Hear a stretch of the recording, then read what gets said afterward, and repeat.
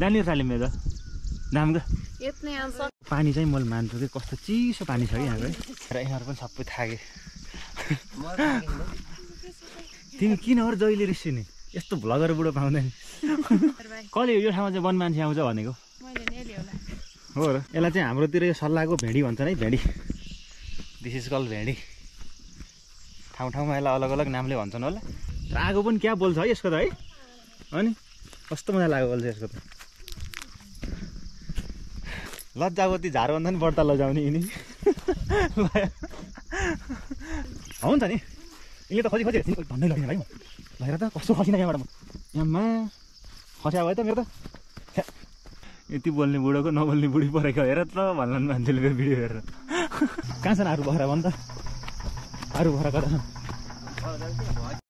आज मेरो बुढीको व्रत भनेर मैले चाहिँ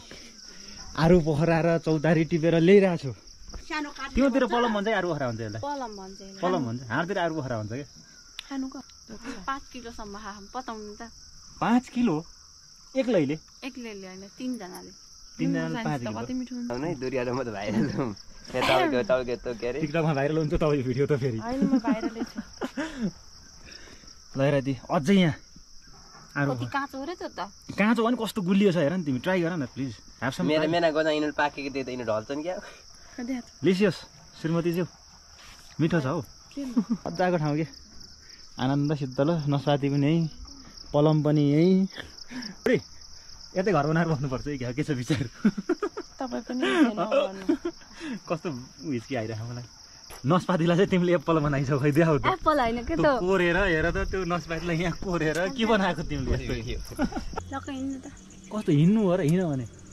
हे भगवान् यो रुमालमा राखेर ल हेर त अब त्यो हाँगै बाँचेर फेरि कस्तो छौ कि तिमी त अब नि यसले भन त गाउँ कस्तो लाग्यो तिमीलाई राम्रो के मन पर्यो यो ठाउँको केही न केही अरे यार